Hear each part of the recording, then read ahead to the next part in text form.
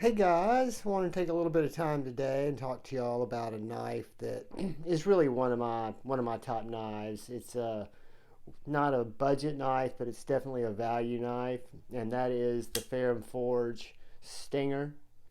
The Ferrum Forge Stinger has been around for a while, and there was a while there where you couldn't get a Ferrum Forge Stinger. They were always sold out. Well, they're back in stock.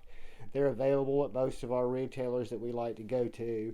I urge you guys to check the prices because they're well below $100 now. Um, Nitro-V blade, G10 handles on this particular one with the stainless liner. The action on this knife is fantastic. It's got a wonderfully dialed flipper, so it's a flipper openable knife.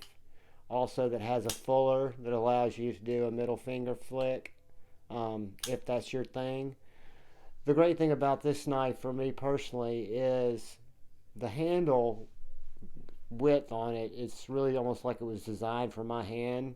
It's a little bit thin, so I would imagine that if you were doing hardcore work processing with this knife, you might get some hot spots. But I don't anticipate that was the design intention of this knife or what I'll definitely be using it for. I'll be using it for everyday cutting, opening some packages, using that generous finger choil to get up and make any of those detail cuts that I need to make. And just know that I've got a very thin knife in pocket that really doesn't even feel like it's in the pocket. It's a little bit, I want to say, around 3-inch blade. I don't have the specs, guys, and that's the thing that you know about me, that we'll have to go somewhere else to find the specs. But let's do a couple of quick size comparisons. Look at it next to the Formax Scout.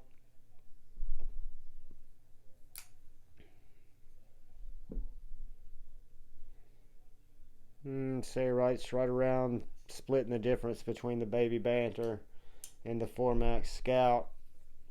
Let's see how it compares to the Benchmade Bug Out.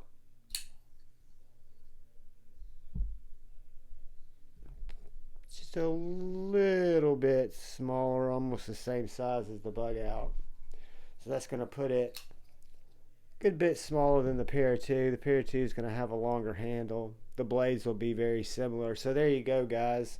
That gives you a great idea for the size of, at least in the length of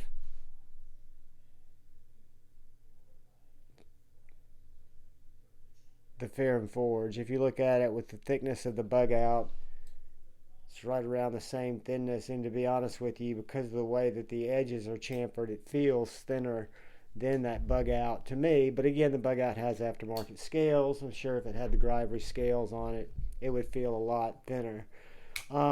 Speaking of thin and very much the same, a great size comparison is the Ferrum Forge All-Tie Stinger. It's exactly the same knife in a frame lock as opposed to being in a liner lock. It's that thing that if the knife fits you that well, if you like it that much, why not have it twice? This knife gave me that option because it did come out in a different variation in full tie, which I really like. I like this knife so much that to have it in a dressed up gentleman's carry version works well for me. Again, it gets a lot of time in pocket. You can tell by the snail trails on it. Um, but again, it's a great slicer. I know it's not going to let me down, and I know I've got a backup if I need it with my G10. So, in terms of recommendations, can I recommend the Ferrum Forge Stinger? Absolutely, guys. I think it's a fantastic knife. It's designed by Ferrum Forge. If I'm not mistaken, both of these are built by We. They're fantastic knives. They fit great in pocket. They're elegant, they're understated, and they get the job done. So if you're looking for a slicey EDC knife, don't overlook the Ferrum Forge Stinger. It's got a little bit more time behind it, but that's just time that people have used it, beat them up, and realized that they're really good knives. So let's think about the person to our left. Let's think about the person to our right. Let's see what we can do to make the world a better place. And the best way to do that is just one person at a time. Small acts of kindness. Hold back on some of the hate. Know that we'll all disagree, but agree to disagree. Know that discussions are the best way to learn what each other are thinking. And whether it changes our opinions or not, guys, it's just civil. It's the way, as the tribe, we need to operate. Do it in love. Y'all have a great week. Peace.